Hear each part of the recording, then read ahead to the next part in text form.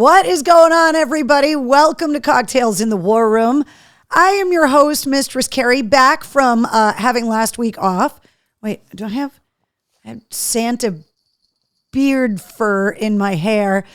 So welcome back to the War Room. Right off the bat, we are late because for the last 10 minutes, I have been wrestling with my co-host Wednesday. Ow, tell him what you did. Tell him what you did. Tell him that I tried to put a Santa costume on you and tell him that you wanted nothing to do with it and kept running away from me. Tell him what you did. They're right up here. See him right in here? Tell him what you did, that you didn't want to wear your Santa sweater, that you didn't want to put the little collar on that had the bells on it. Yeah, now you're being good, sitting there posing on the couch. So the delay was because I thought I would surprise you guys and have a little costume waiting for you with Wednesday. And let's just say she wanted nothing to do with it. So welcome to the holiday episode of Cocktails in the War Room. I'm your host, Mistress Carrie. This is the War Room, the room in my house where the bar is, but it is also, more importantly, where all of the family photos and artifacts from my family's history in the military is. Also where all the things I brought back from my trips to Iraq and Afghanistan. And it's where my friends, when they come over to the house, will have a cocktail in the war room and sit around with the wood stove and drinks and tell stories and just kind of hang out. And so March 14th of 2020, at the beginning of the pandemic, after the shit hit the fan, we started hanging around here in the war room. You are all wound up tonight. And we've been getting together ever since. It started on March 14th of 2020. And then in June of 2020, when we launched the Mistress Carrie podcast, Cocktails in the War Room became a weekly show, which is what it is now. And the podcast is 185 episodes strong. I'll tell you who's going to be on the show this week coming up. What's up, Alexis and Tracy, Rachel, Melissa, Elsa's here, Mr. Voorhees and Bish is here. Betty is joining us. Let's see, Jessica, 11 hours with no power in central Connecticut, 5 inches of rain, more or less. We never lost power, but we got just about 5 inches of rain here as well. Wednesday, I'm trying to get you.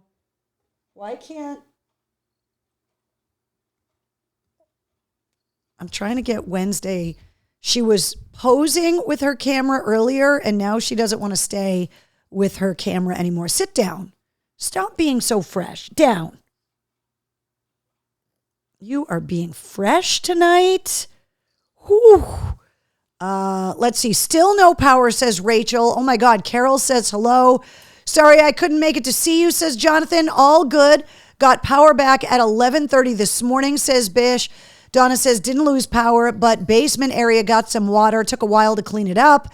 Travis says, double horns time. What's going on? West Lynn was fine. East Lynn, on the other hand, says Tracy. Brett says, great to see you and Josh at the Solomon Pond Mall. It was great to see you too. I got pictures coming up. Christine says, got flooded in Florida from the same storm. That is crazy. Yeah, she is being a freshie, Tracy. Seriously. Mother Tacher took out half of our Christmas display. Oh, that sucks.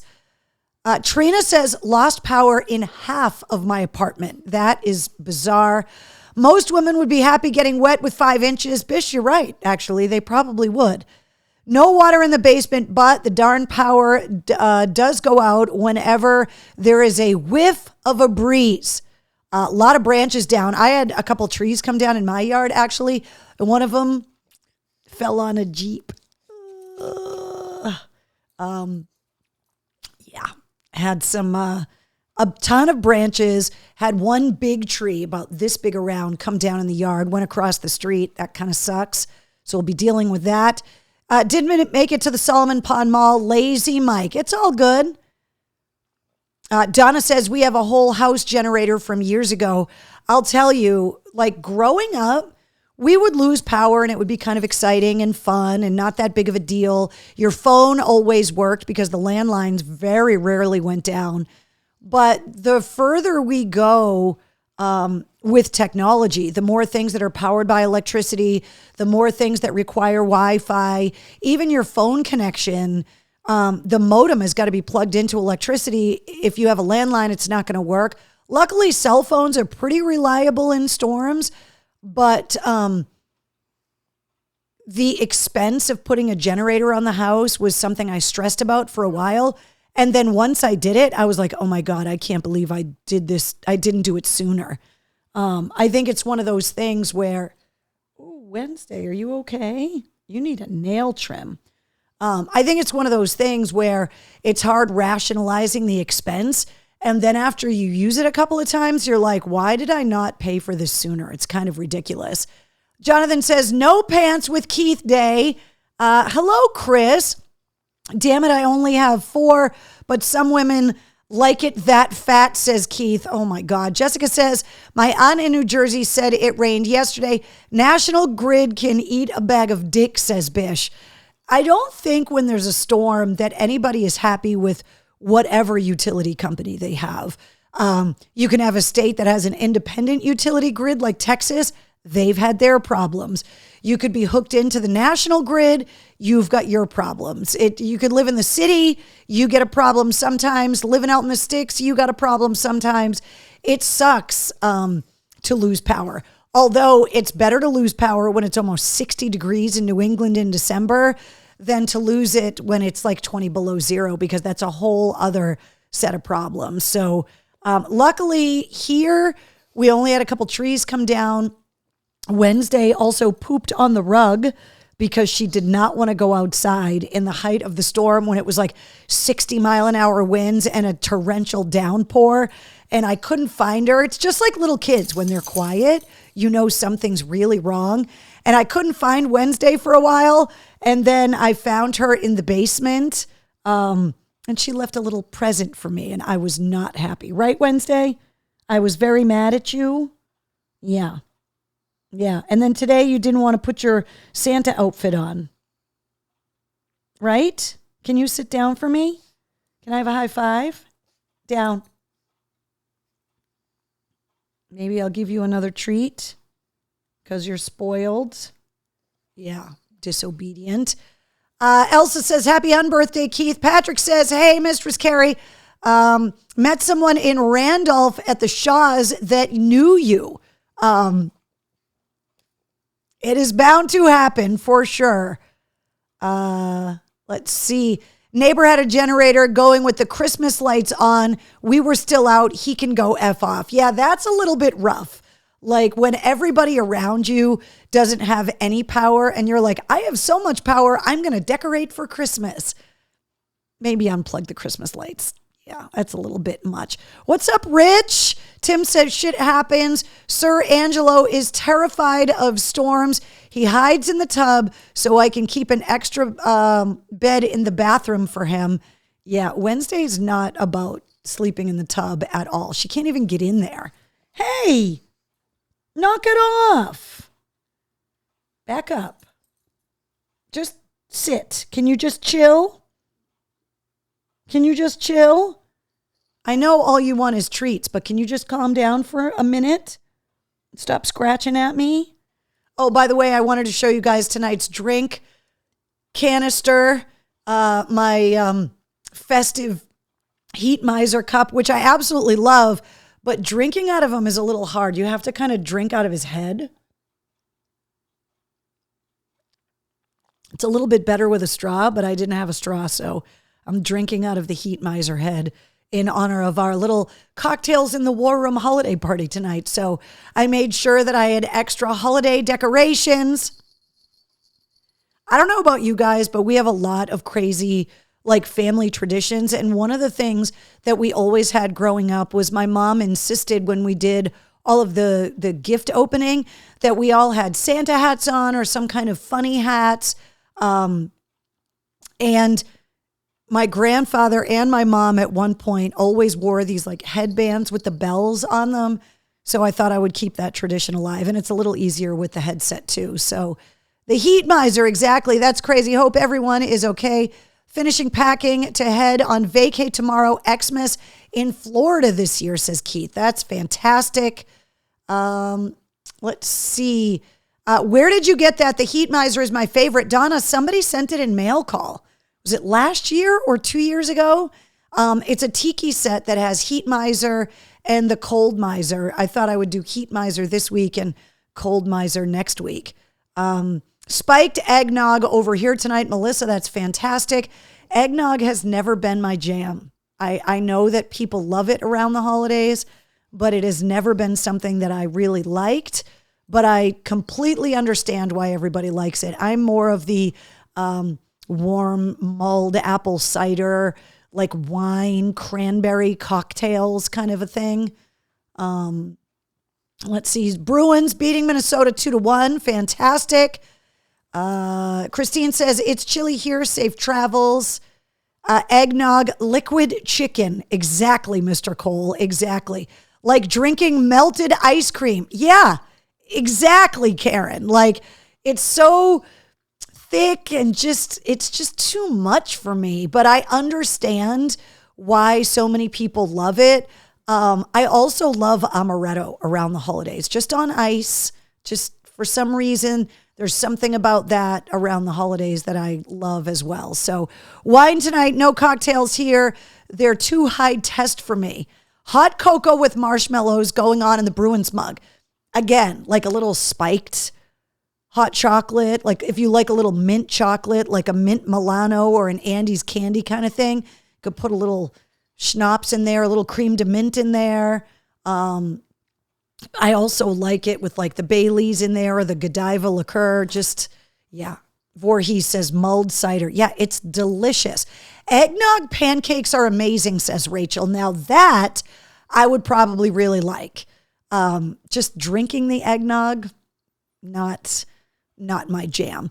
All right, we have a lot to talk about tonight, so we cannot get sidetracked with eggnog talk for too long because I have stories to tell you.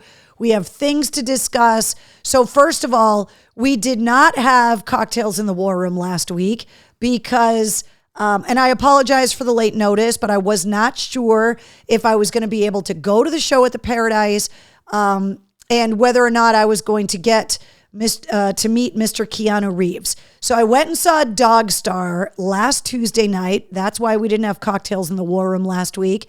The Paradise completely sold out. Not a surprise. If you don't know who Dog Star is, that's the band that Keanu Reeves played bass in back in the 90s. The band reunited this year, released a new album called Between the Power Lines and Palm Trees, or Palm Trees and Power Lines. It's one of those two. I believe Power Lines and Palm Trees. And they went out on tour. And so they booked the show at the Paradise a while back. And obviously, Keanu Reeves is only more famous than he was back in the 90s. So the show was completely sold out.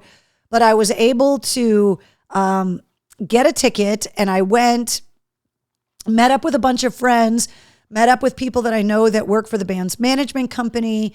And so this picture up here is Keanu playing bass on stage. So the first thing is he's just the bass player, meaning I think a lot of people think that Keanu would be the front man of the band. He is not. He's the bass player, does not even sing backup vocals.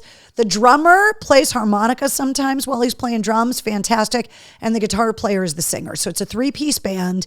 I think their album is great. I love it. To me, it's very kind of like California beach vibe, but to me is like a great rainy Sunday, like spend the morning in your PJs sipping coffee with a good book kind of an album, which I really love. One of the things I did notice is that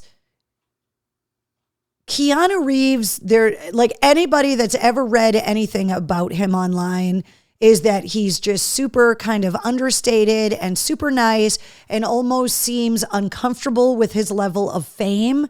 And after meeting him in person and seeing him live with the band, that was definitely my impression. That I felt really bad because you could tell how much he loves playing in the band with his friends. And in between all of the songs, people were just yelling, "I love you, Keanu," or "Utah, give me 2," and all of these quotes from his movies, which on one hand has got to be really cool when you are at his elite level at his craft. And on the other hand, I felt kind of bad because he's in a band, and I feel like he wants the band to kind of stand on their feet and to be known for the music that they make and their live performances, and not so much that he is in the band and the bass player. And so he doesn't even talk during the show. He just plays bass. And they did a cover of The Cure, which was phenomenal. So after the show was over and they emptied out the club, upstairs at the Paradise, there's an upstairs bar. And if you had passes, you could kind of hang around. And the band came out, and Keanu came out and was just kind of hanging around with the people that were there, making conversation. There were some people you could tell he knew from before. Other people were like kind of lurking around, waiting for the right opportunity to either interrupt him or to just ask for a picture. Wednesday, stop trying to get in the cookie pocket. And so it was one of those things where I was trying to pick my moment to go up and say hello and kind of introduce myself, because I would love to get these guys on the podcast, which obviously is a goal of mine, to be able to talk to all of them. Get out of the cookie pocket. Get. You're being very naughty. So after a while, I was like, okay, I got to go up and talk to him. And then he disappeared. Had a trucker hat on backwards, was just kind of hanging around. He had these old like work boots with steel toes, and like the steel toes were exposed. Like nothing about him screamed, "I'm worth a reported $500 million." Like there was nothing like that with him at all. And so we're all kind of hanging around. And then one of my friends that was in the dressing room was like, "Come back in the dressing room." And so I went back and was hanging out. There's a lot of really good bourbon consumed on this tour, which I guess Keanu Reeves is a big fan of. So they were drinking bourbon in the dressing room and just kind of hanging out and eating dinner. A lot of bands don't like to eat dinner before a show. They don't like to go up on stage with stuff in their stomach. So usually a band will have their dinner waiting for them when they get off stage. And so I walk in the dressing room, and there's Keanu Reeves eating a takeout, like salad. And all the band guys were there. The people from the management company that I'm friends with were there. They poured me a little glass of bourbon. It was strong. Like, you guys know that I'm more of a vodka tequila girl. This bourbon was like high test stuff. And so we're all kind of sitting there, and he's just sitting there, kind of keeping to himself, eating a takeout salad, just like sipping on this bourbon and just kind of chilling out. And we're all just kind of hanging around and telling stories. And they're talking about how the next day they were going to be in New York because they were going on the Tonight Show with Jimmy Fallon, and talking about how they were going to take part in an illusion with David Blaine. And so they were all kind of talking about that, and talking about, it was really funny to hear the band guys talking about not wanting to eat anything too heavy or too filled with sodium because they were going to be on TV the next day and they didn't want to be bloated, which was kind of hilarious. And so then I finally kind of had a minute when he was done eating to go up and talk to him, introduced myself. And it's one of those things where when you're meeting somebody that's as famous as he is, that you've never really met before, I know how important the band is for him. So we started just talking about music. I was telling him what songs on the album I really like. We were talking about what songs he plays with a guitar pick and what songs he doesn't. So I gave him some of the Mistress Carrie guitar picks, which he lit right up as soon as I started talking music with him. And about songwriting and kind of touring and that kind of stuff. Then we started talking about bourbon, and he could see that my face just from sipping this glass was flush. And I was like, "You really like that, huh?" And he was like, "Yeah, I really do." And I was like, "I got to tell you, like, I feel like I'm getting stabbed in the chest with a hot poker out of a fireplace. Like, it's burning my chest." And he was like, "Oh, I love it." To the point where, so I guess there is a bourbon that gets made either on Martha's Vineyard or in Nantucket called Notch or The Notch. And the guy that owns the distillery was at the concert and brought a case of bottles for the band. And Keanu Reeves was so excited that he was like, guys, this is my bottle, right? And he was like packing up his own backpack and like getting ready to like get on the tour bus, knowing that there's a bunch of people that were like circling the tour bus waiting to kind of meet him. So he was just kind of just taking his time in the dressing room, making small talk with people and packing up his stuff. And everybody was like, oh yeah, that's my bottle. This is your bottle, whatever. And so if you have ever had that bourbon that's made on the islands, Keanu Reeves really liked it. He took a bottle with him in his backpack. So I asked him, would it be okay if we took a picture? He was like, yeah, absolutely. Let's do it. So there's the picture with the dumb smile on my face at the show. This picture here, if you guys remember the McGee episode of the podcast, the drum tech that works for Joey Kramer from Aerosmith, that's McGee. So he knows the drum tech that works for Dogstar. I bumped into him at the show. We hung out and talked for a while. And then over here, this is the lead singer of Dogstar. So I was trying to take selfies. I couldn't get the drummer. I did get some great pictures of the band up on stage as well. I put some of them up on Instagram. Donna says the cookie pocket. Merry Christmas, Mistress and Tuesday Night Crew. What's up, Fred? I always felt that he loves making the movies, but hates the fame with them. I just think he's a super kind of private person. And he seems like somebody that, you know, it's pretty well documented, the tragedies that have happened in his life. And he definitely seems like someone that when he is with people that he's comfortable with, that he would open up a lot more. Like as he and I were talking about music, and I wasn't just asking him like, oh my God, you're Neo, or like trying not to focus on that. He opened up a lot more and was really nice. He was really sweet. He was really happy to talk about, there's one song in particular on the album called Dillon Street. That's my favorite song. And, I was like, it's a really emotional song and I don't even know who the song's about. And he was like, yeah, the verses are really personal, but he never told me who the song was about. So if you guys want to go on Spotify or Pandora and listen to Between the Power Lines and Palm Trees, Dillon Street is my personal favorite off the record. And I thought something else was really interesting.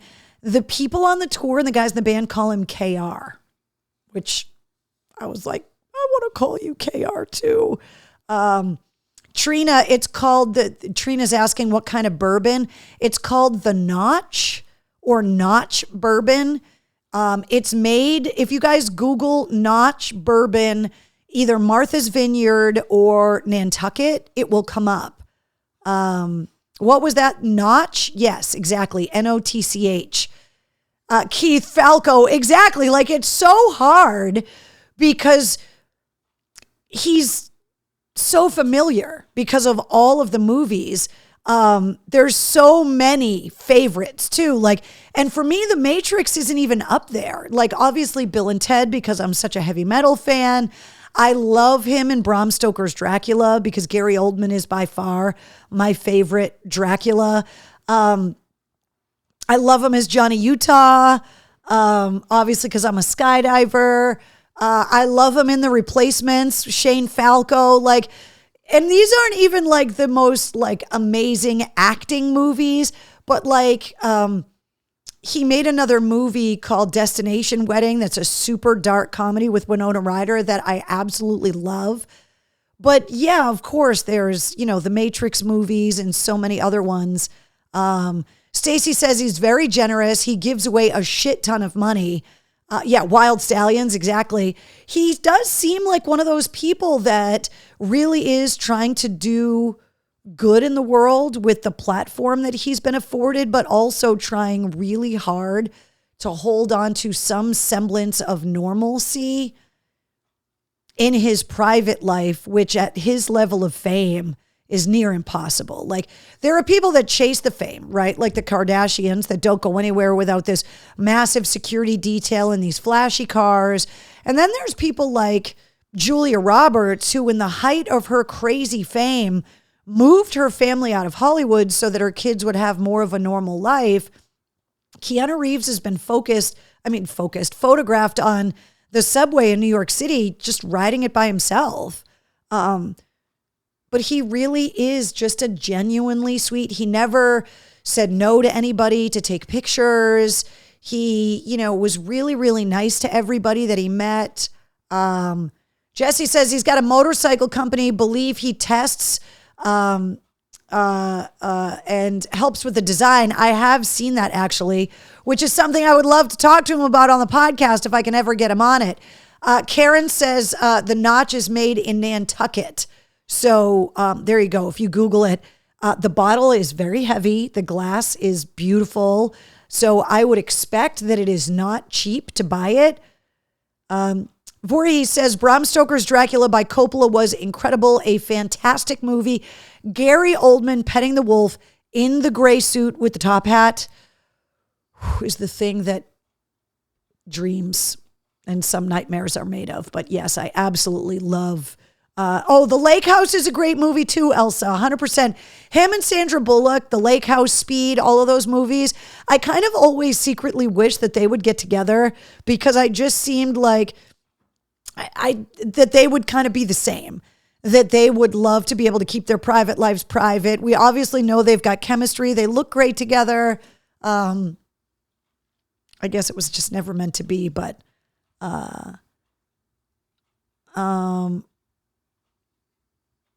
did he take a dump in a bucket? No, he did not take a dump in a bucket.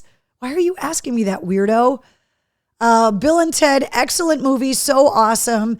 Yeah, and now that I've seen Keanu Reeves like playing bass in his band, like you can see why he was willing to make not one, not two, but 3 Bill and Ted movies because he's a lover of rock music, obviously. So I'm not a chick flick kind of a guy, but The Lake House was rather awesome. Paul, I have to agree with you. And obviously John Wick, like all of those John Wick movies.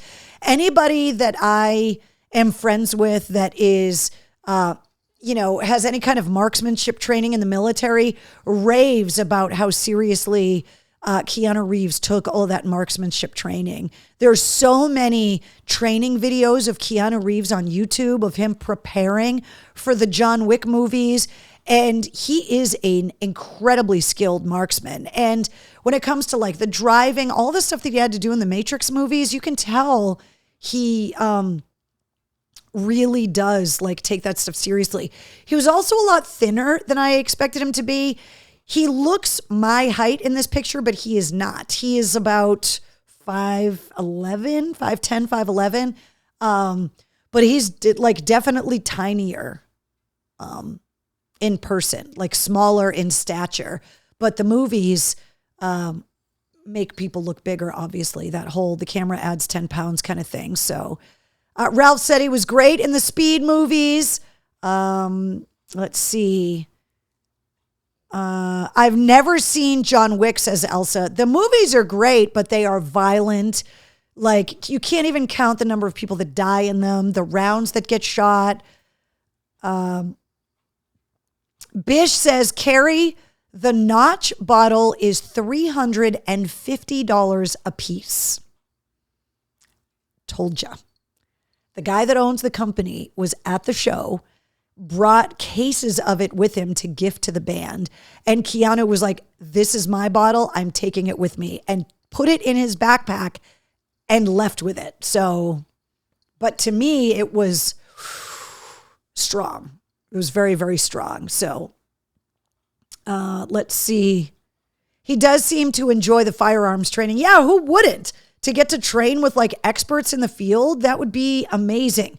Always more rounds fired than the mag will hold. Not in the John Wick movies. If you go and watch those John Wick movies really, really carefully, they are really, really vigilant about making sure that they show the reloads. And that's why so many marksmen love those movies because, whenever it's the same thing with Point Break. Those guys are in free fall having a full-blown conversation for like 4 minutes. They would have been through the Earth's crust and popping out of China if that were real. It's movies do that kind of stuff. However, the John Wick movies seem to be really more focused on accuracy when it comes to the weapons, which is really cool. One of the only movies of that type where they actually reload after they empty those mags, you can count the shots, says Voorhees. That's what I'm saying. Exactly. Let's see. What's up, Walter? So anyway, this was a huge night. For me, I have loved Keanu Reeves for literally decades. My first cell phone, when I got it in the late 90s, when I got on the air at AAF, the voicemail, back then everybody tried to have funny voicemails because it was this new technology that you had a cell phone. And my voicemail said, I can't come to the phone right now. I've got Keanu Reeves duct taped in the basement. And I had that voicemail on my cell phone for 2 years. I did not tell him that night because I feel like he would have called security on me. But to the point where people would leave messages asking how Keanu Reeves was for years on my cell phone because it was my voicemail for so long. So this night was a dream come true for me. No word yet whether or not the Dog Star is going to come on the podcast, but my fingers are crossed. And I'm hoping, I do know that they're probably going to be announcing tour dates for next year as well. So over the weekend on Friday night, got to say what's up to everybody that joined me at Waterfront Mary's in Webster. And then on Saturday, some very familiar faces showed up at the Solomon Pond Mall. So a little show me your MC in person. Brett, it was great to see you. Thank you for repping the War Room stuff. And obviously, dude, I see you literally at every concert now. It's kind of insane. And I was checking out this purple flannel because I got to make purple flannels. That is a goal for 2024. Denise, that's what we talked about. I got to find a place that is going to be able to supply the number of flannels that I need so that I can get them embroidered, but I need to do it. Who wants to start a GoFundMe for a Notch bottle for the War Room? Yeah, they're not cheap. Like I said, the bottle, the actual glass, is more like a decanter, almost to the point where after you finish the bottle, you would steam the label off and save it as a decanter because it was really, really heavy. It had this wooden stopper in it. It's just really, really beautiful packaging. And yeah, it's $350 a bottle. So there you go. I did get to drink some though, and it was good, but that bourbon kind of hits me let's see. Did you get your shopping done? Denise wants to know. I got most of it done. I still have a couple more stops I need to make over the next couple of days, but I am going to be out and about because of work. And I'm going to visit mom. So I saved those errands for when I'm going to be in that part of the state. So it's not completely done, but I'm getting there. Let's see. Show the beauty. Oh my God, Brett. The blueberry cobbler chapstick is in my purse. Oh, so Brett gave me blueberry cobbler chapstick. I'm going to bring it in the War Room next week. Will you send me a message and frickin' remind me so I'm not an idiot? He gave me blueberry cobbler chapstick at the mall. I promised him that I was going to show it in the War Room tonight, and I put it in my purse, and that's where it still is. I suck. I'm so sorry. Kelly wants to know what size flannel. Kelly, I want a range of purple and black plaid flannels that I can have the Mistress Carrie logo put on and sell them in the online store. So I need a range of sizes from small to triple to quadruple X. I'm looking for a wholesale supplier that I can afford to get them and get them sent to the embroidery place and be able to sell them and not have them be super ridiculously expensive. Any changes on Steven Tyler and or Ozzy Osbourne? Steven Tyler, no, just his Instagram post a few weeks ago that he's in the studio working on remixes for Aerosmith, and nothing on Ozzy other than the Osbournes podcast, which they come out with a new episode every Tuesday. So, you kind of get a lot of what's going on with Ozzy on the podcast. Let's see.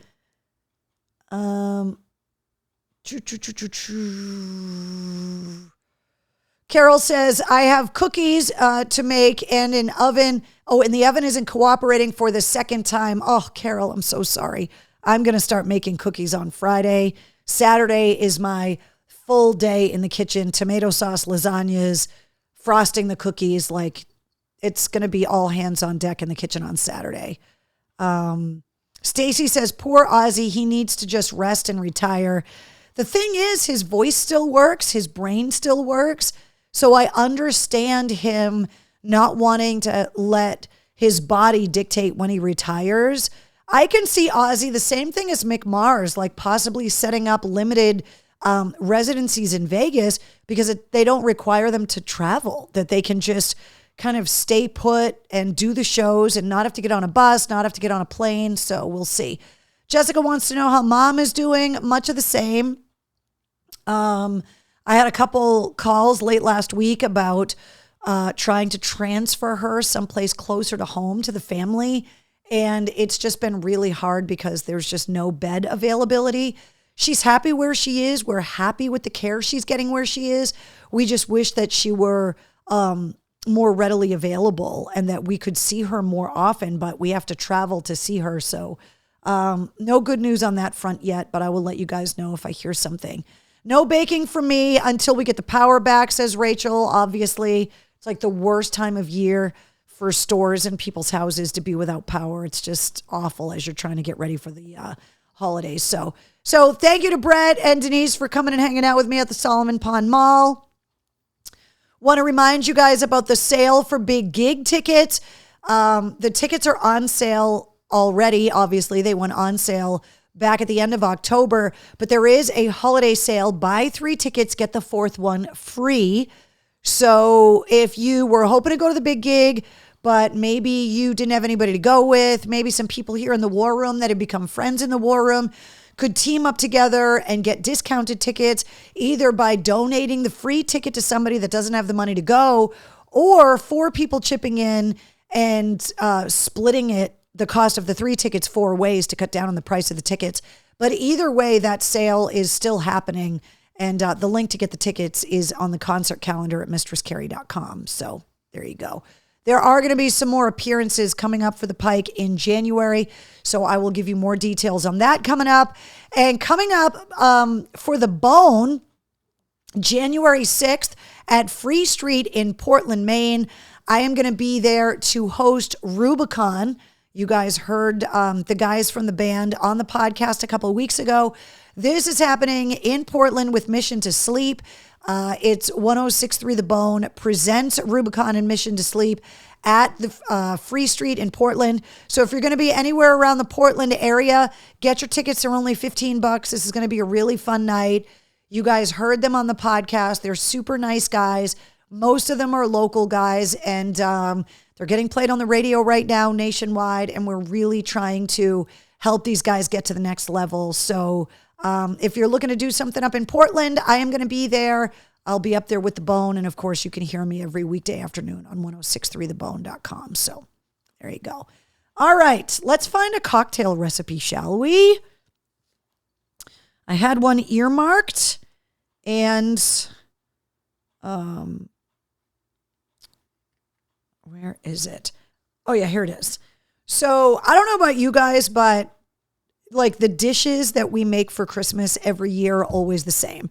And one of the things we used to make that we don't make anymore are those little pearl onions, because the only person that ate them was my mother, and she loved them. And we would make them for her, and she would only eat a few of them, and then the rest of them would get thrown in the soup or something because nobody else would eat them. And so if you have somebody like my mom that wants to eat those pearl onions and then you don't know what to do with the rest of them, this I thought would be a good suggestion. This is a cocktail called Onion Breath.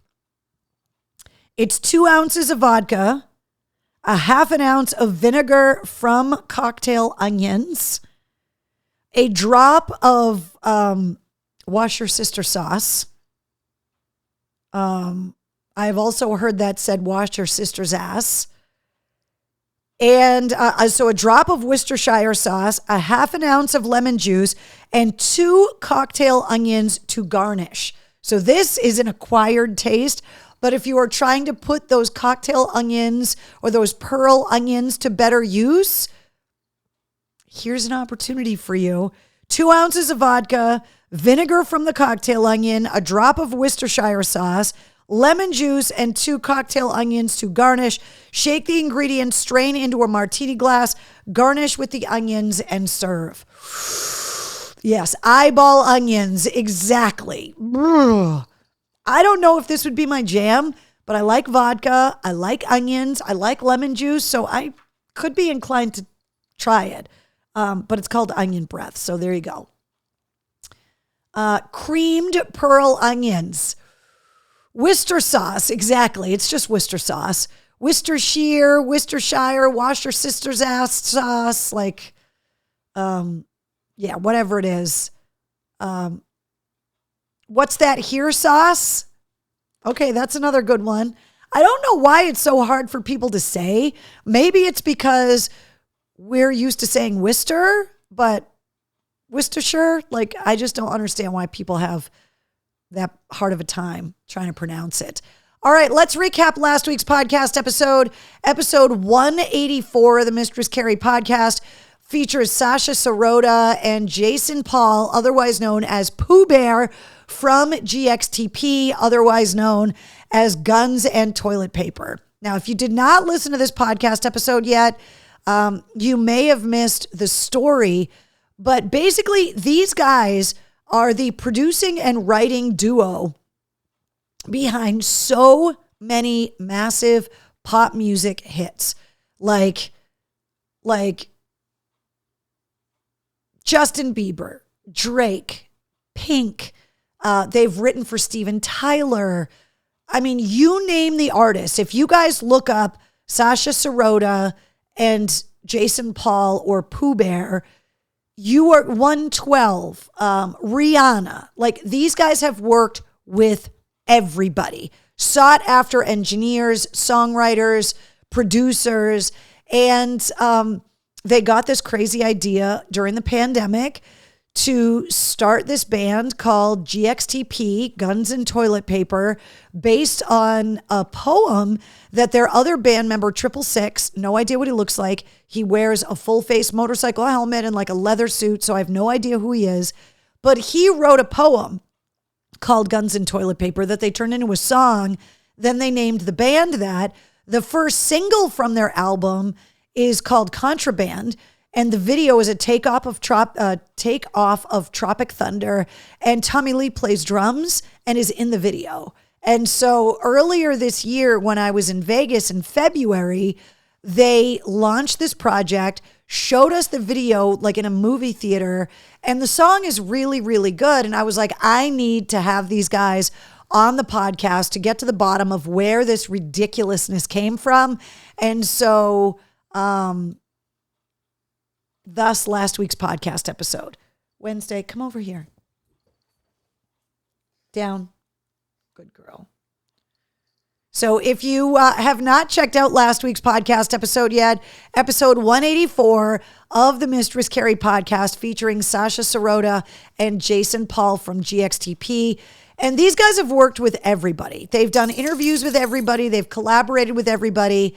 And on the show and after the show was over and I stopped the recorder, they gave me some really nice compliments about the show, about the questions that I ask, how I structure the interviews, the flow of the show. They were incredibly complimentary, and that meant a lot. They said they had so much fun being on the show, that they're so excited to be able to do more rock themed stuff because they're in a rock band. And they were like, we wish that all of the interviews that we did were like yours, which I was kind of taken aback by, considering the level of people and the success of the people that they work with. So that was pretty cool. All right, let's talk about this week's episode. You guys have been asking for it for years, and it's finally here. The last episode of 2023.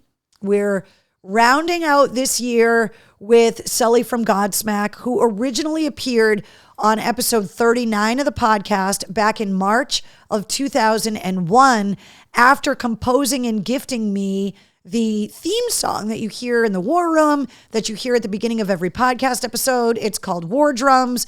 Sully wrote it, recorded it all for me, gave it to me as a gift. And so he has been incredibly supportive of everything that I've been doing. And a couple of weeks ago, his documentary came out. And with the 25th anniversary of Godsmack, with the release of what they're calling their final studio album, Lighting Up the Sky, that came out earlier this year, I thought this was the perfect way to round out the year and to get Sully back on the show to talk about the latest album, the Vibes tour that got announced. We don't have any dates here yet, but he told me in this week's episode that we can expect some New England dates next year. To also talk about our 25-year friendships, and there's definitely some old school stories that are in this episode, and of course the documentary and a lot of his early life and career. So if you have been a lifelong Godsmack fan, you just have been listening to my show for years, this is going to be an episode that is filled with just great old stories and just an incredibly long industry friendship that I'm super proud of. And I think you guys are going to love this episode. So super excited that Sully is back on the show for episode 185. The episode goes live at midnight tonight. If you haven't listened to the podcast yet, you get the weekly episodes every Wednesday. You also get the Sit Rep Monday through Friday, which is rock news, music headlines, entertainment updates, everything from movies and streaming platforms to song catalog licensing, criminal records, court dates, tours getting announced, collaborations, bands breaking up, births and deaths. It's kind of everything. Wednesday, she's trying to get in the cookie pocket, and there's no more cookies in the cookie pocket. There's no more cookies in there. They're gone. I've got the pocket inside out, and she doesn't believe me that there's no cookies left. There's no cookies left in the cookie pocket. All gone.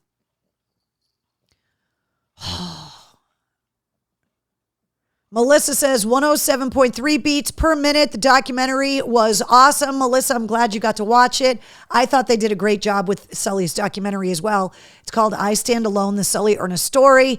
Does he talk about his daughter, Jessica? He 100% does. She's in the documentary, although what's crazy is that the interviews for the documentary were shot like 4 years ago. So my interview is in my old office at AAF. That was filmed in 2019. Sully's daughter is interviewed in the documentary, but she's so much younger than she is now. She just turned 22 this week, which is just mind-blowing. But in the interview that he does with me, we do talk about Skylar and just about what she's hoping to achieve in her life, what Sully's trying to help her achieve in her life. So yeah, let's see. Tracy says cookie pocket. Wednesday says she wants more cookies. I want ice cream filled cookies, Jonathan. Those are delicious. Yeah, she looks like her dad. Jessica, she's way more beautiful than her dad. Like Sully is the perfect example of rock star revenge, where rock stars are just destined to have incredibly beautiful, tall, gorgeous daughters. And that's exactly what happened with Sully's daughter. I was there like at the hospital the day she was born. I announced her birth on the air. And as soon as I got off the air, I raced over to the hospital and got to hold her the day she was born, which is just crazy pants to see her as a full-blown 22-year-old adult now. Jessica says his daughter is so beautiful. Yep. I didn't know he had a son too. He doesn't have a son. He only has a daughter.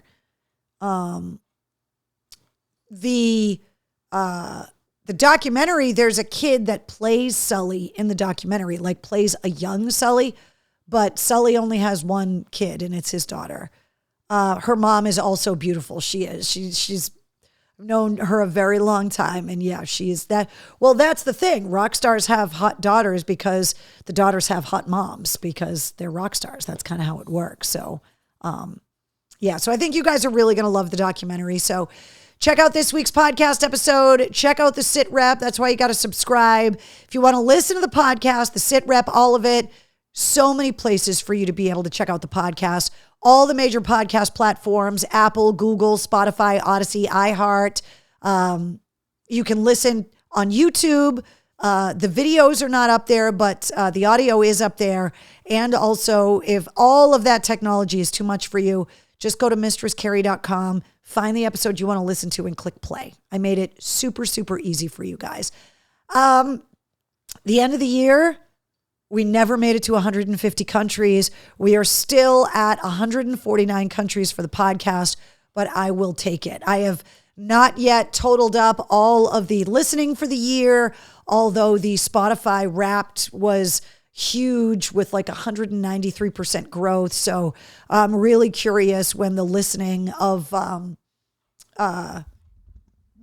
last couple episodes. Oh, you know what? No, this isn't the last episode of the year. Next week's episode is the last episode of the year. So I'm curious to see with the next couple episodes of the podcast, how the numbers come out for the year.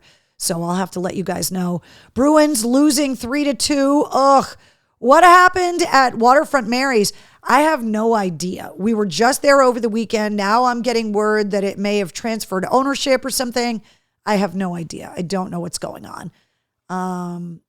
Let's see. Donna says 150 in 2024. Wait, 150 in 2024. Donna, what does that mean? That is Skylar's boyfriend, Alicia.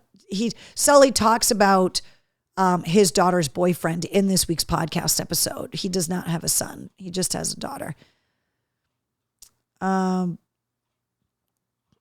Will Mr. C be a guest next week on Cocktails in the War Room? Michael Cole wants to know. He will be here, but he will not be on the show. He does not want any part of spotlight, fame, not only because personally he has no interest, but also professionally, it just is not something that he wants any part of. So Carol says, can't see you. Well, no, because there's a big giant map in my face, but I did put a little miniature Mistress Carrie in a Santa sleigh on the map so you guys could see where I was. So, we'll hit 150 countries in 2024. I got you. I totally get it. Fingers crossed. That I don't know what 150 is going to become, but I'm hoping that it happens in 2024. All right. If you're celebrating your birthday today, you share it with Maurice White from Earth, Wind, and Fire, with actress Alyssa Milano, and Sue Metal from Baby Metal. So if you're celebrating your birthday today on December 19th, cheers to you. Happy unbirthday, Keith. Salud. Way easier to drink out of these with a straw. I'm drinking out of the back of his head. All right. Want to remind you guys about the Sully documentary and where you guys can see it. So if you want to check out I Stand Alone, the Sully Ernest story, it's on Apple TV, Amazon Prime, and on Google Play. This is a screen grab from the documentary in my old AF office. And these are just the credits to show you guys all of the people. So you'll see, obviously, everybody from Tony Rambola, Robbie Merrill, from the actual band, to the Salvatore Erna, wait, over here, that you see in this column. That's his dad. So Sully's mom and dad are in it. His daughter's in it. A bunch of people that he grew up with are in it. So there you go. That's where you can check out Sully's documentary. And he talks a lot about it, the production of it, how long it took to put it together on this week's episode. Green Day has got their new album coming out January 19th. It's called Saviors. The same day, the Rolling Stones are going to be releasing Hackney Diamonds Live. And it looks like January 19th is going to be our first big rock new release day, because Plush this week also announced that they are going to release their new EP, Find the Beautiful. Now, Plush also just released a cover of Heart's Barracuda, which they have performed live for a while. Mariah Formica, who has been on the podcast, her voice she can hit those Ann Wilson notes, and it's just insane. Now, Disturbed is taking Plush out on the road with Falling in Reverse, and it would not shock me at all. I'm going to make this prediction that they bring Mariah from Plush, who, by the way, was out with the Trans-Siberian Orchestra this year, up on stage to do the duet that they recorded with Ann Wilson on the record, because obviously Ann Wilson cannot tour with Disturbed. So it would not shock me if Mariah Formica from Plush is going to be joining Disturbed on stage to sing Ann Wilson's part. So if you're going to go and see Disturbed, I believe they're playing, is it at Foxwoods? It's on the event calendar. I know they have a show coming up. It's not in Massachusetts, though. It's either down in Connecticut at one of the casinos or in Providence, Rhode Island. But yeah, she's got the pipes to pull it off. Serj Tankian's memoir, Down with the System, is coming out in May. Did you guys watch the Geddy Lee docuseries yet? I binged it and watched all the episodes. It's called Geddy Lee Asks, Are Bass Players Human Too? It's on Paramount Plus. If you haven't watched it yet, you got to check it out. No word yet on when this is going to get rescheduled, but Aerosmith New Year's Eve. The 2024 dates have not officially been rescheduled, but they have not said that they're definitely happening either. So we don't know the answer to what's going on with the Aerosmith tour. The Boston Music Awards are coming up tomorrow night at Big Night Live in Boston next to the Garden. Less Than Jake is there coming up in March.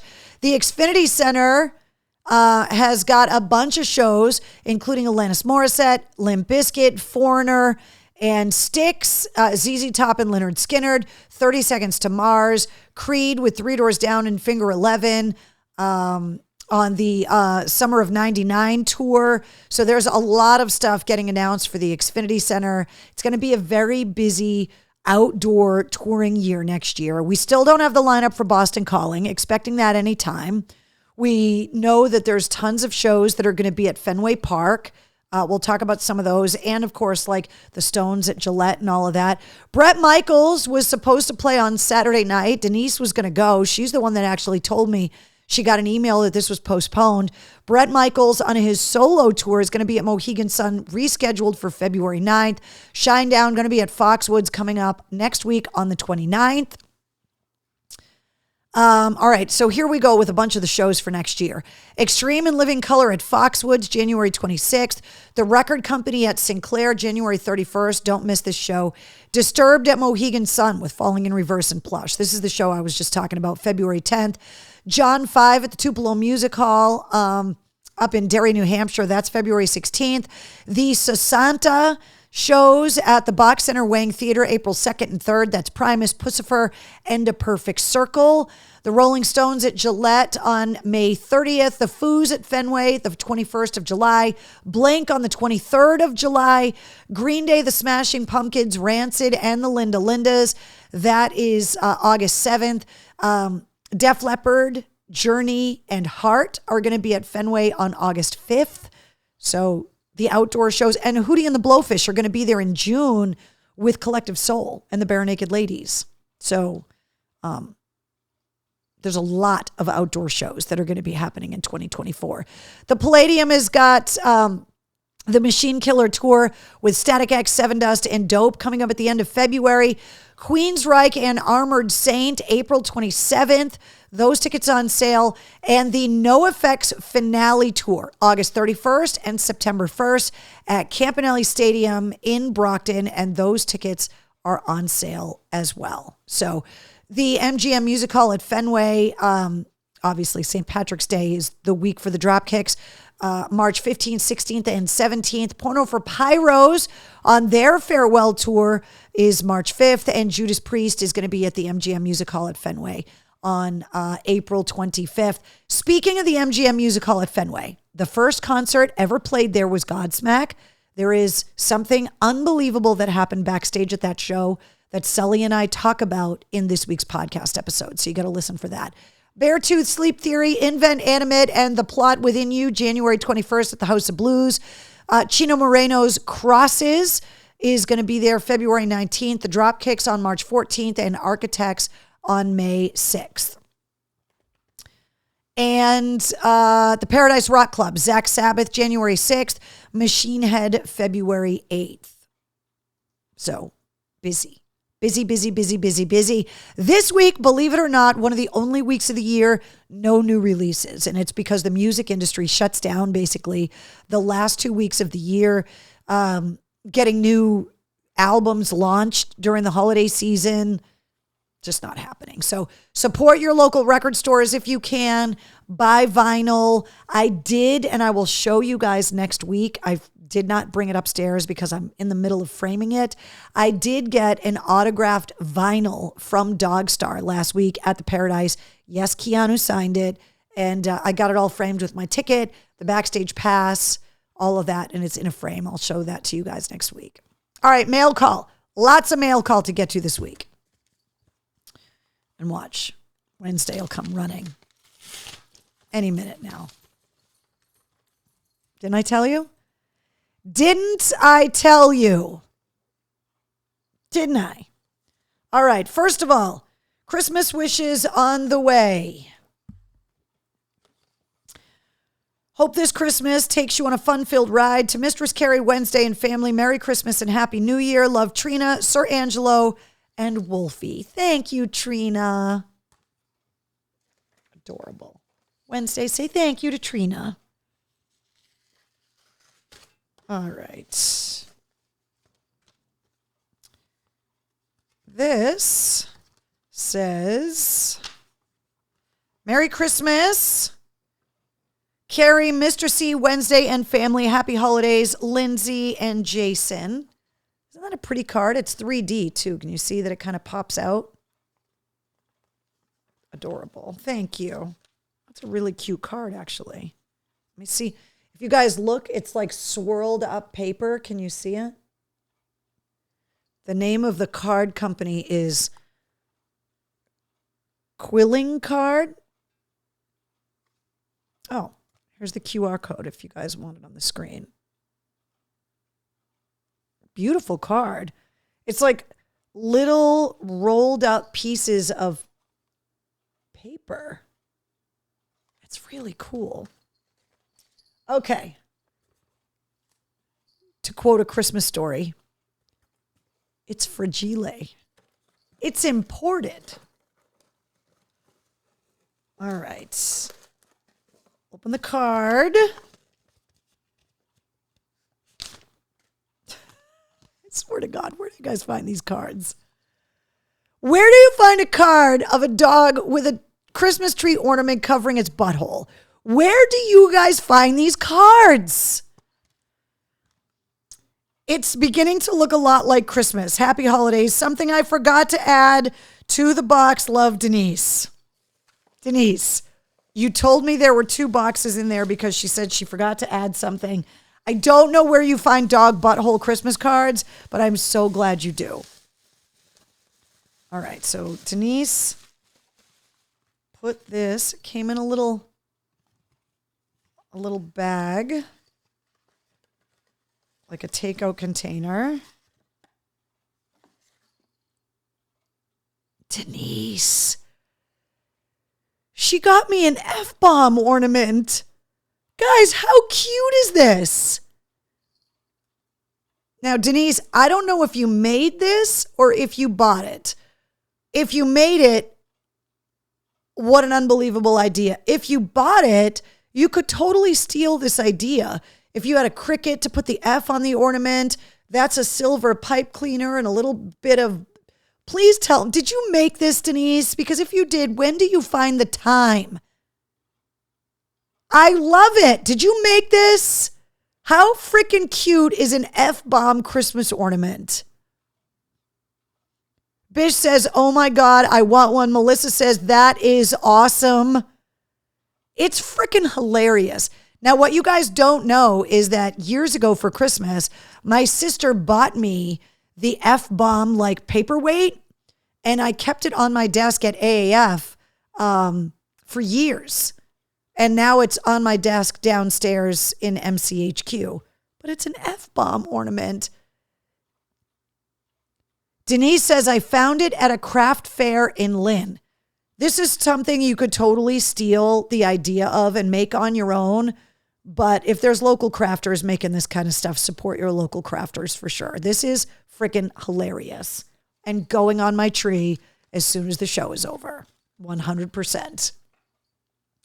Okay.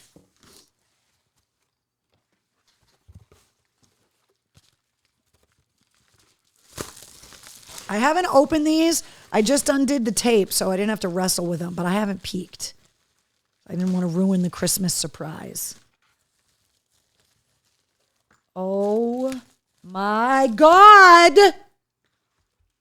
Is there a card in here? How am I supposed to know who this came? Okay, this is from Dina. It says, do not bend. First of all, it's like a pencil bag. Where? Where do you find these things? Not only is it an Eat a Bag of Dicks bag. Hold on, there's something in it.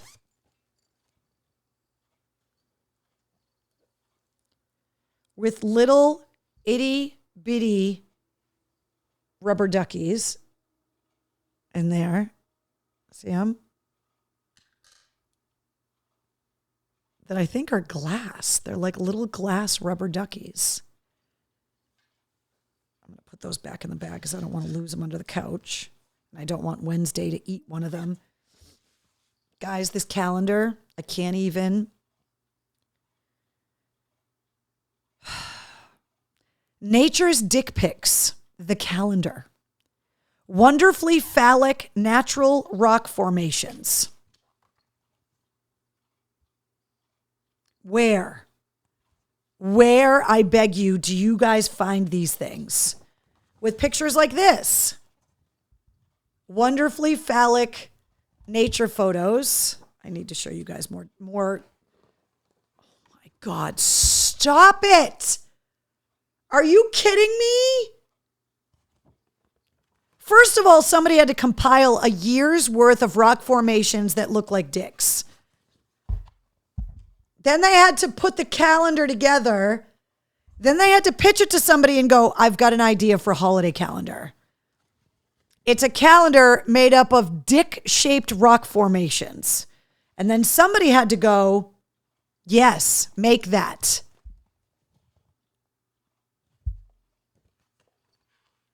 I fucking love you guys.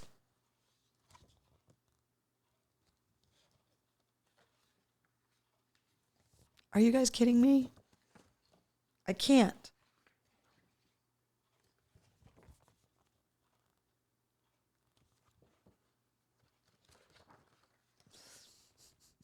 It's got a little lean. I think I saw a movie about this once. Finishing the year strong. Guys, I am in awe of you. I am literally in awe. I bet that was hard to find. It's rock hard. Hot Topic or Spencer's, I'm sure. Great minds think alike. Just wait, says Melissa. Oh my God. I can't. I cannot. All right, Melissa, yours is right here. She warned me about it. By the way, this stuff in the wood stove. Oh my God, there's a ton of stuff in here, Melissa. You are insane.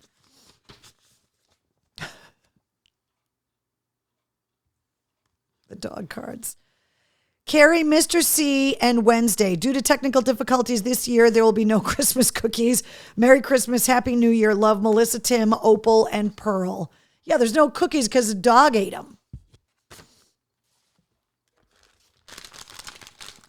Ice cubes for your Christmas morning mimosas.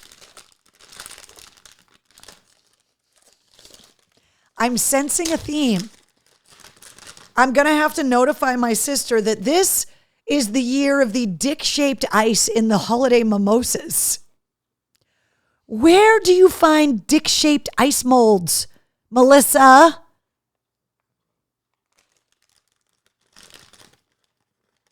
P.S. It came with a funnel to help pour the ice in the dick-shaped mold so you don't make a mess. See? For your Christmas mimosas. I can't. Guys. You have no idea how much I love you. You just don't. You just don't. Because I will tell you that these are the kinds of things that my family is going to be talking about this holiday season while we're eating my lasagna. Because then I'm going to have to show them the dick-shaped ice molds that I got for Christmas. Because it's going to happen. Oh. The chef keepsake ornament. Oh my God. Now, there are people that save these and like collect them and they're hoping they're going to be like worth money someday. And then there's people like me that immediately open them because I want them on my Christmas tree. Which, okay, so this one has got like little watch batteries that need to go in it. But look at the chef. Oh my God, I can't wait to put him on my tree. That's the Christmas ornament pile over there. I'm going to have to redecorate the tree when we get done. Right, Wednesday? Can you move over a little bit? She's watching. Do you see how intently she's watching me?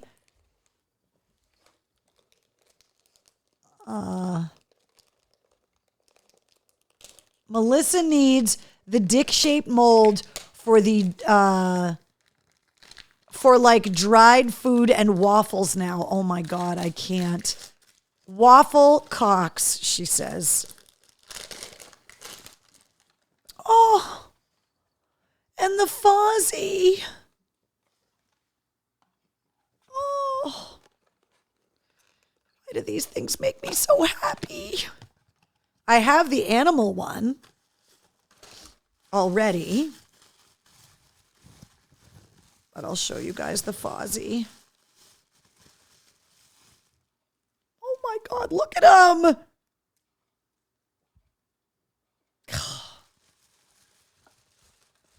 Going on the tree tonight, right, Wednesday? Oh my God, there's so much stuff in here. Okay, the National Day Calendar. Ooh, this is from Mike Shue. So there's one for me, and it's what every day of the year is.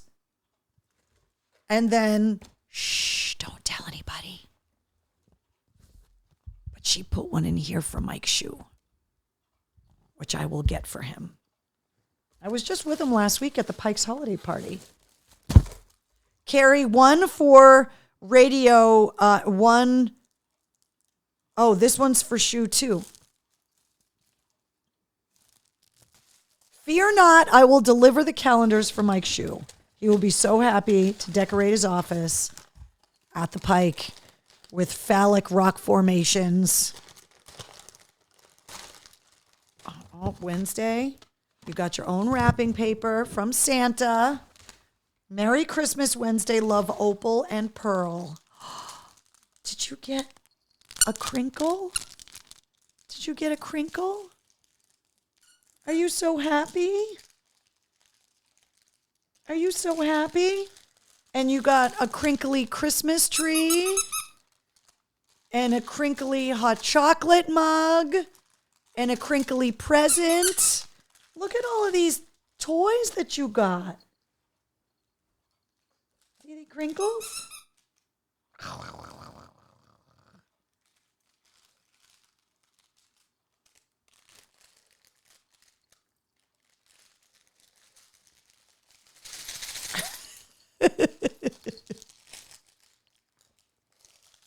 Give me that. Give me that.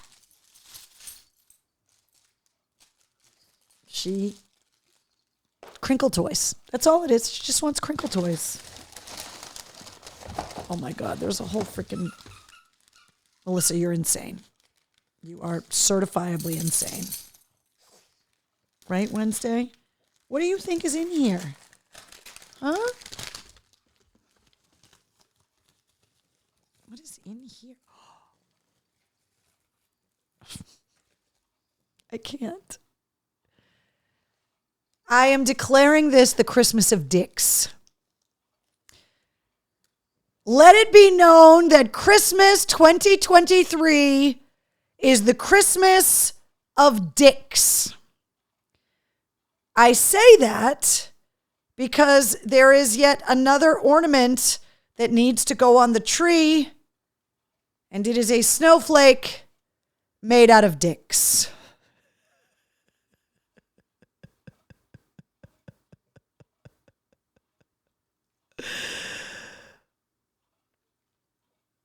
Guys, it's a dick ornament. And it's not just the big ones. It's one of those illusions where you have to count the dicks because there's dicks within dicks. Do you see them all? Do you see all the dicks? I'm just asking.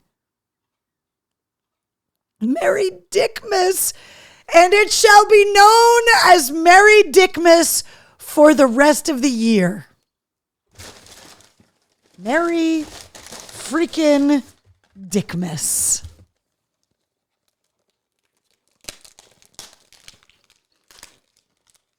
I can't.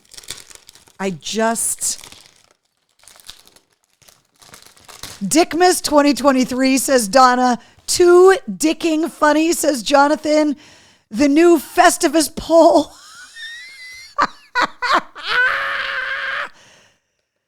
Oh my God. Oh, look.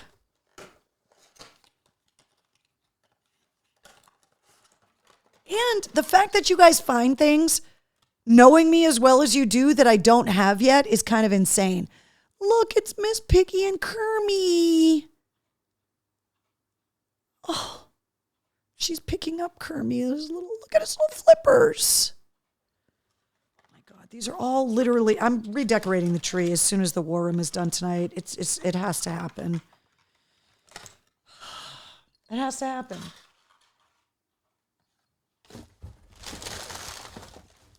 I'm sensing a theme here now. Wednesday, you got your presents. They're right here. See? See? This is yours. Oh. See?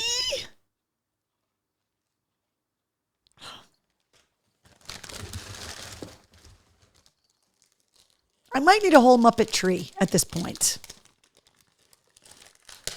I'm still looking for like a 12 or 14 foot black Christmas tree.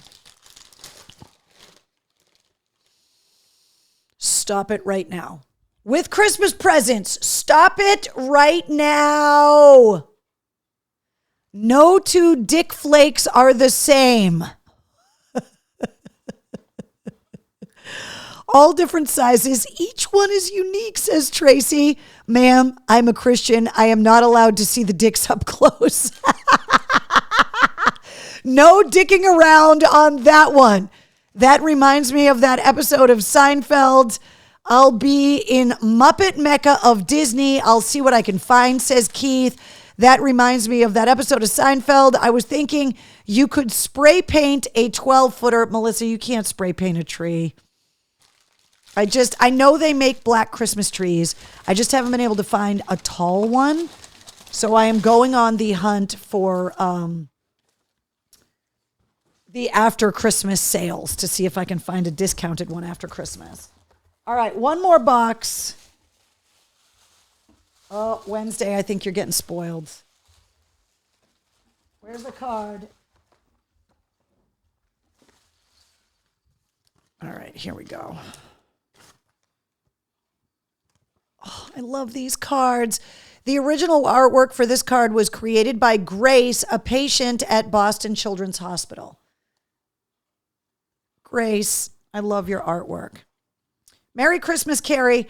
Have the merriest of memory making with the family and friends. Hope to see you at the next show. Denise, P.S. If you ever need cookies, let me know ASAP. I will ship. Yeah. Denise, I need cookies all the time. I need your mother to just move into my house and just make anise toast. Oh, literally, like, this is the smell of Christmas for me. Yeah. Denise, please just tell your mom to pack up her stuff. We'll be over with a U-Haul. She's moving in. She's relegated to the kitchen so that, she like put all these containers in here. Oh, you are spoiling me, Denise. And I'm not letting anybody have them. All right, look out, Wednesday. Here we go. You ready? There's a bag in here for you. Oh my God.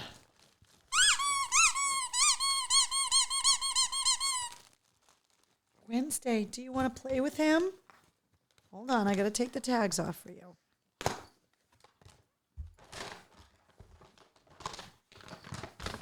Here. There you go. You want to sit here? She's like, I want to eat something, Mom. Hold on, what did I drop? Oh, that was just the tag. Okay.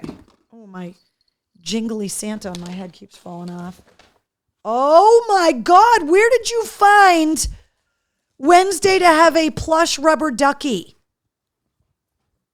Wednesday, look. It's a cowboy duck. What do you think? Take the tags off for you so you don't eat the plastic? You want to play with the ducky? Guys, look at the duck.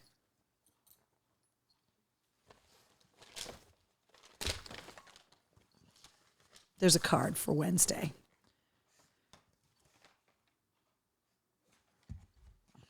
Wednesday. When I saw this, I thought of you because Mom is always getting you duckies. I thought you can have one too. Enjoy and share them. Merry Christmas, Wednesday. Enjoy the season. The merriest of friends. Season's greetings, Denise. Denise, you sent my dog a Christmas card. And you sent her treats, which I will give her one for being so very impatient. Can you back up? You ready? Oh my God, they're shaped like mittens. Can you sit? Back up. Sit nicely.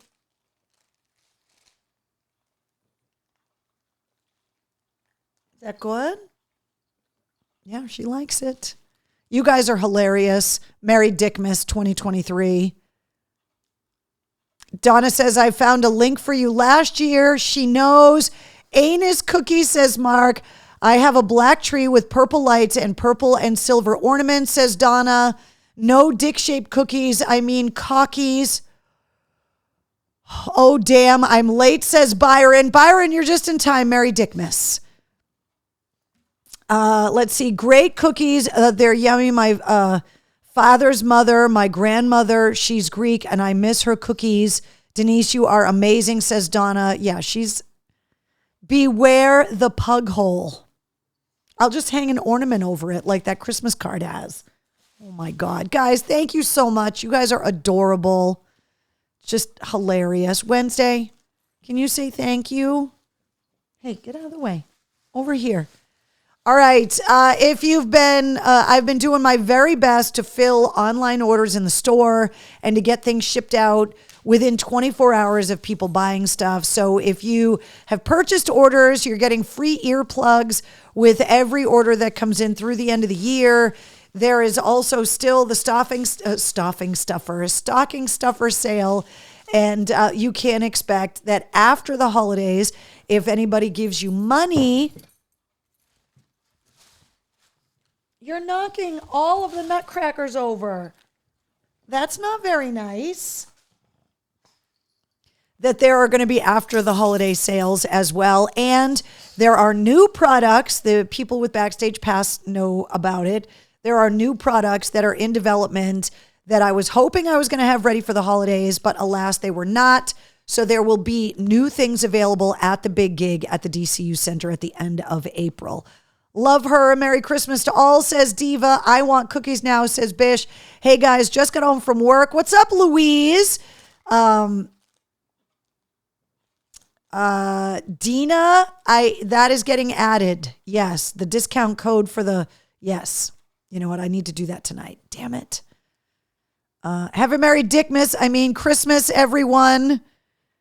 Speaking of the Backstage Pass holders, guys, I want to do a post-holiday recap. So I want to get together because of the way that the holidays are situated. Normally we do these streams on Sunday nights, but I'm not going to make you do it on Christmas Eve, and I'm not going to make you do it on New Year's Eve. So I want to get together on January 7th at 7:30. So Backstage Pass holders will do that then. We'll talk about some of the goals for the year. I'll also let you know who I've got coming up on the first episodes of 2024. So you guys can also submit questions for the podcast if you've got them. Reminder of all of the places that you can find me: the Pike app, the Bone app, the Threads account for me and the podcast, the Instagram for me and the podcast, and all of the other social media handles are all right here. So, right, Wednesday? Are we wishing everybody happy holidays? On a serious note, guys, the holidays can be really hard for a lot of people. There are people that are missing their loved ones, and this is the first set of holidays that they're going through without that person. There are people that either can't afford or it's just not possible for them to travel this year. There are people that have gone through breakups this year, and a breakup doesn't just affect you and the person you were with. Now you're separated from that person's family, which if you don't have a lot of family on your own and you get welcomed into another family and you're not able to be with those people through the holidays, there's just a lot of isolation. There are people that are working. There are people that just don't have a lot of family and they don't have anywhere to go. For that reason, or all of those reasons, there are a lot of reasons why people get sad around the holidays. And last year was the first set of holidays that we went through after my dad passed, even though we were estranged. Sully and I actually talk about that in the podcast this week, just about making amends while people are still around before they're gone, which Sully was able to do with his dad, and we talk about that. But I didn't have the opportunity to do that with mine because he passed before we could. But it was also the first set of holidays last year for my mom being in the hospital. And so I can totally put myself in your shoes if your holidays look a little different this year than they did last year or than they did growing up or whatever. And all I can tell you is that finding a way to be grateful for the ones that you had together is where you should put your energy. And also the smallest of family traditions, keep those alive because they keep the memory of the people you're missing alive.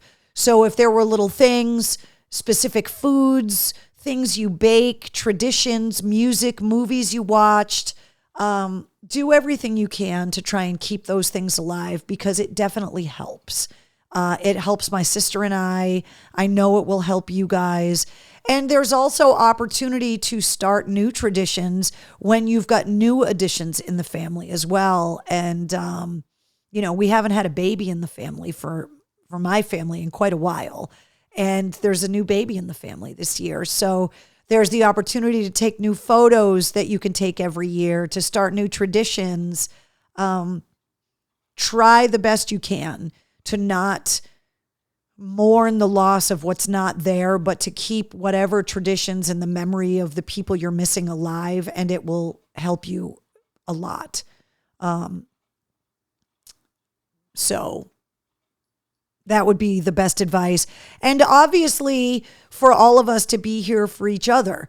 I know that you guys have become friends outside of the war room, that you guys communicate with each other privately, that you've become friends, that you get together.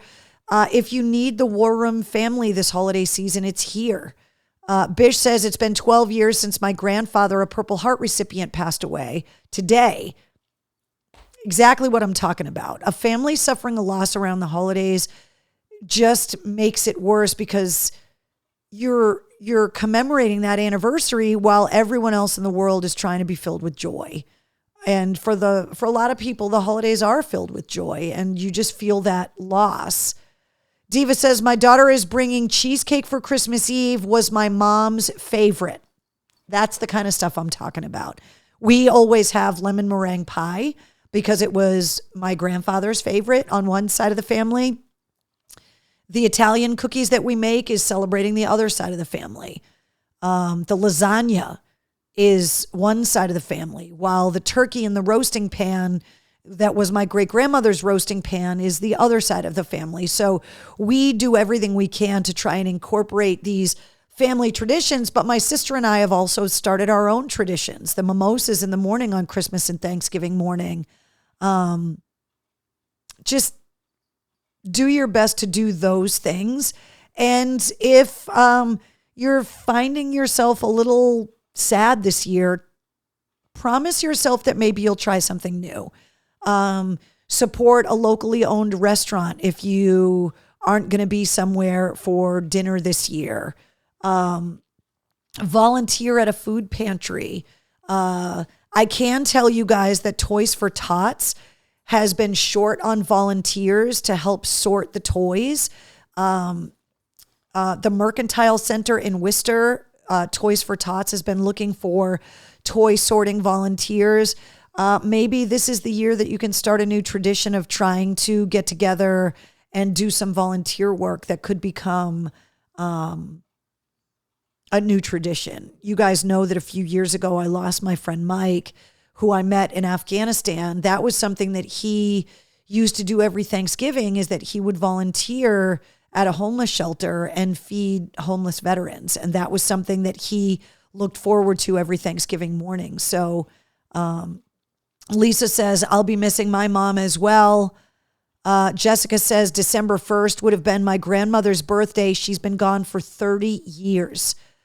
Eric says, every night on Xmas Eve, my mom and I used to watch It's a Wonderful Life, and my best bud is coming over at midnight on Christmas Eve to watch it with me like my mom did.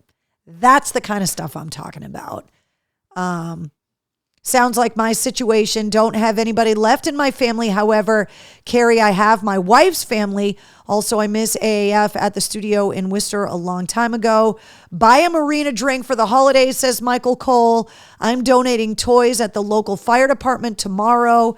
These are the kinds of things. If you have a reason to be sad this holiday season, promise me that rather than wallow in it, that you will take that sadness, the memory of the person you're missing, and turn it into something positive.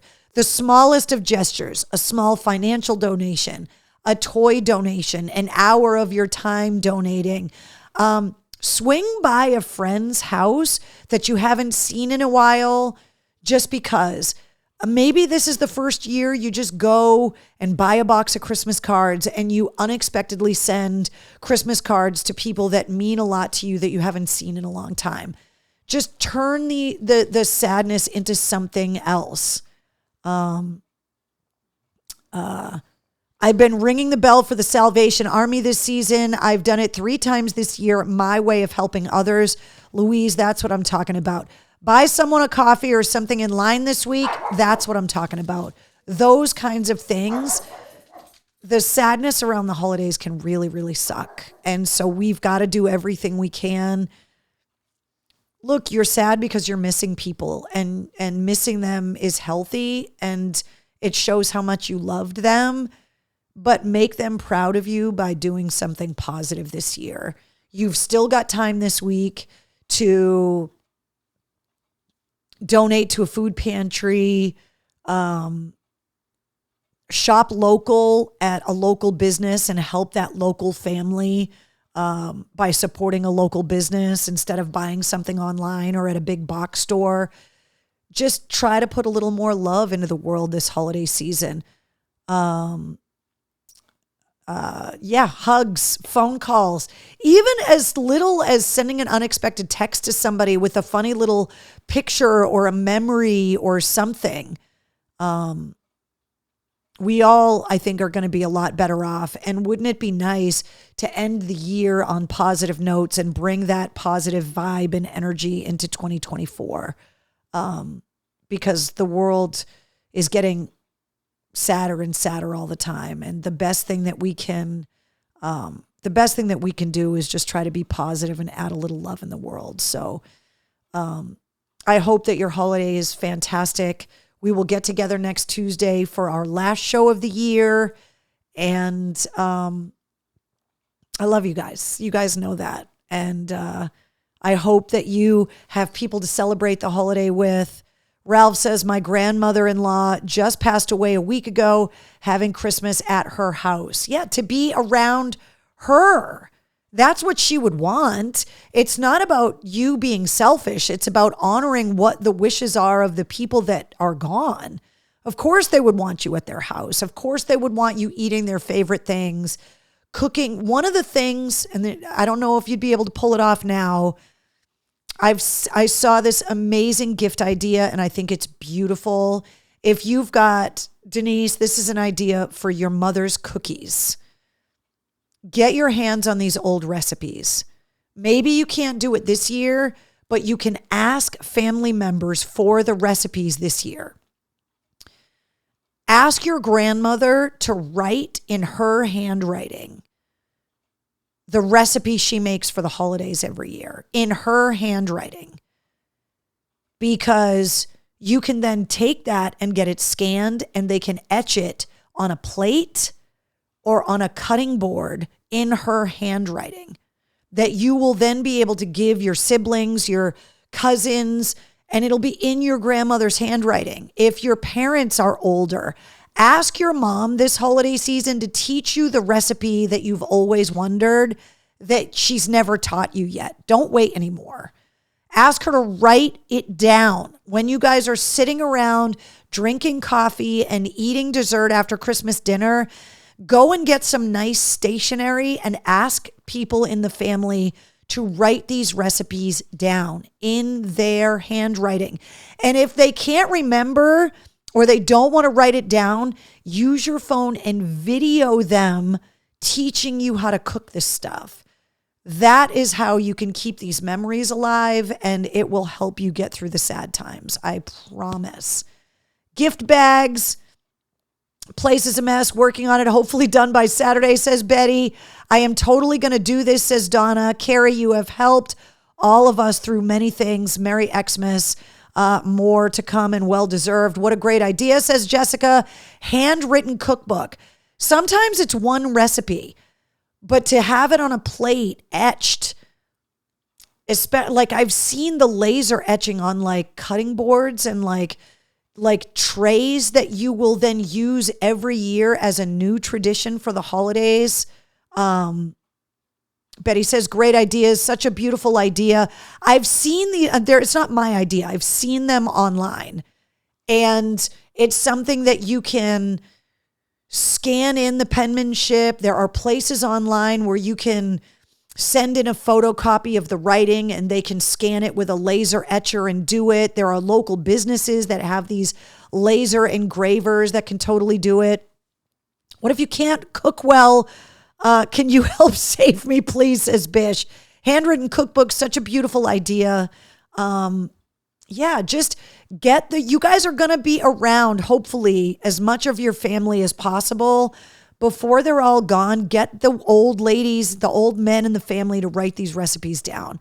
You're going to run out of time if you don't. I'm so grateful that we have so many of these recipes and that I learned how to cook all of this stuff when we were younger. So set up a video camera in the corner of the room and record the family hanging out. You will watch it for years to come, says Louise. We've all got these things now.